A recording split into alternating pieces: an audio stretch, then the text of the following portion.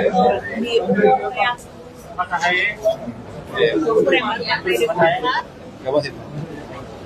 dan apa dan juga apa kemudian target rencananya ke depannya.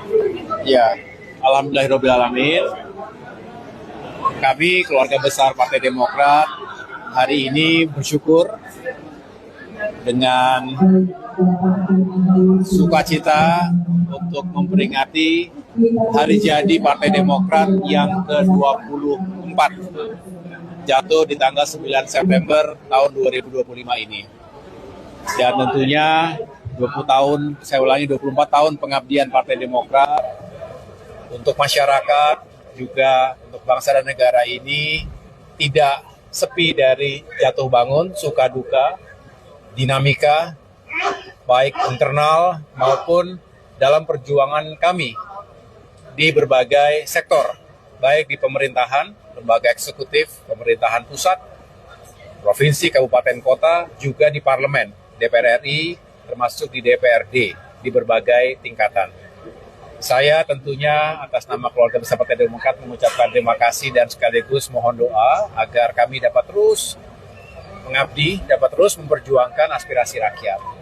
Hari ini atau tahun ini sangat sederhana, kami hanya menyelenggarakan doa bersama di kantor DPP ini.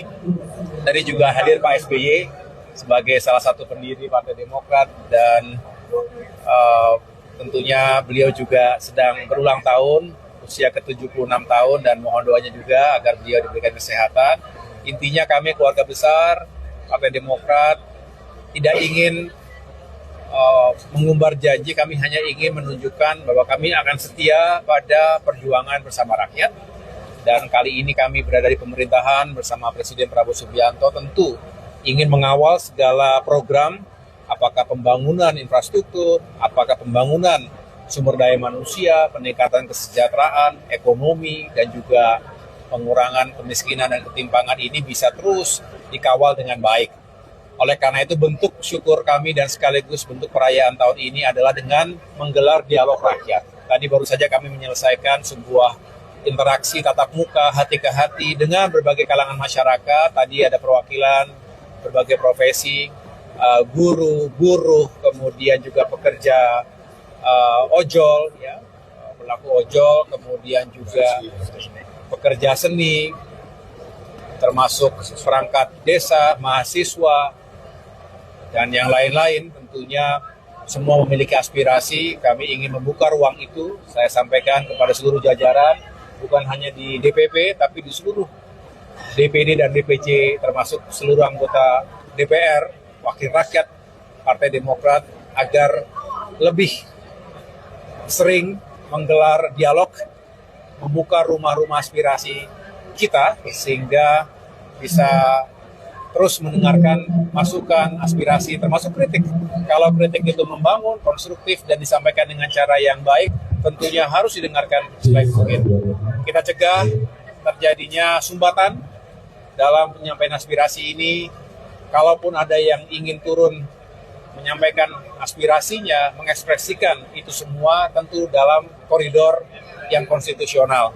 Ruang demokrasi dibuka, tetapi tentunya kita juga menjaga persatuan, kerukunan, mencegah terjadinya perilaku yang anarkis, apalagi menyebabkan korban jiwa. Semua harus terus mengevaluasi diri agar pada saatnya dan di atas segalanya kepentingan kepentingan kita untuk membangun negara ini diletakkan di atas segalanya.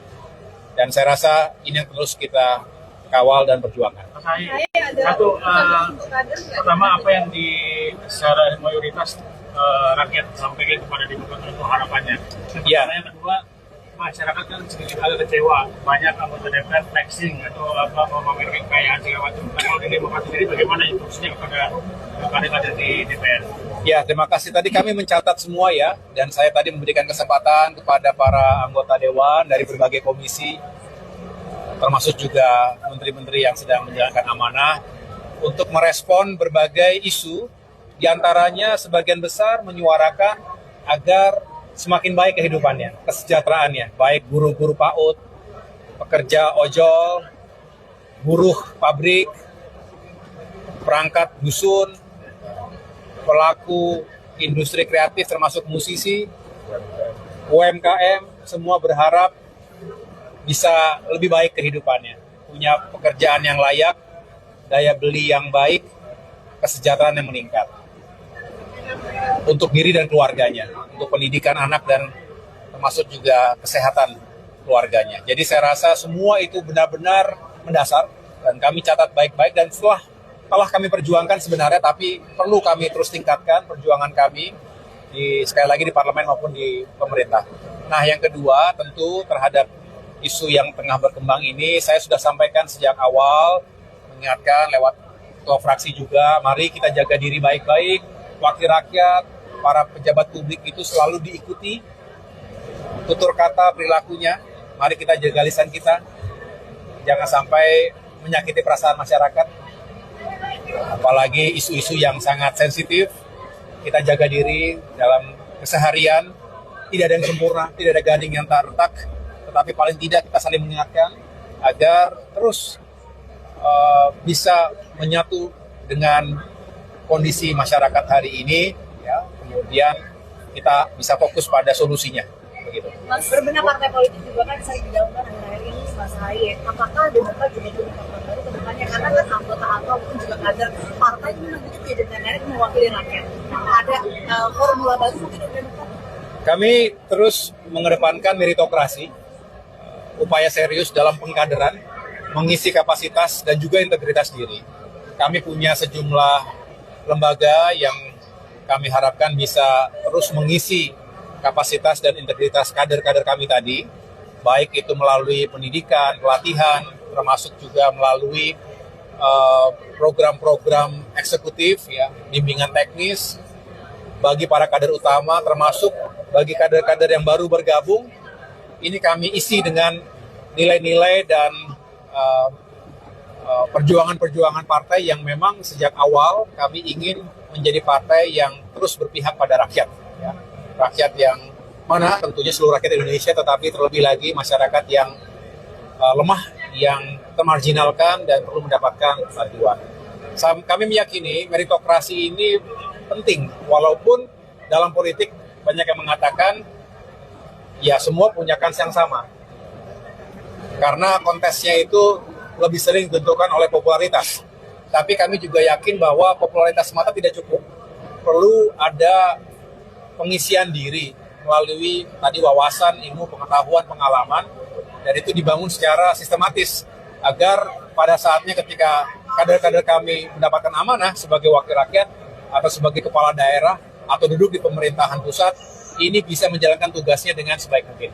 Mas Ebi, Pak Ahaye, ini kan tadi pagi kan Mas Gibran main ke Cikias juga nih, ketemu sama Pak SBY. Nah itu hanya mengucapkan selamat ulang tahun atau seperti apa, Mas?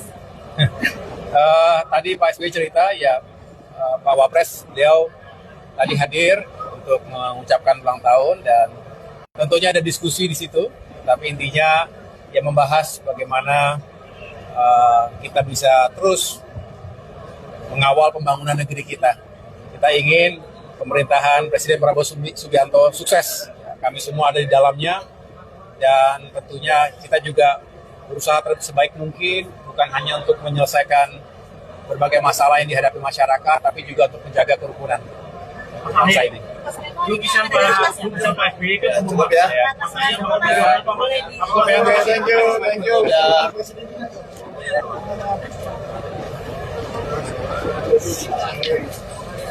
Mohon maaf ya teman-teman,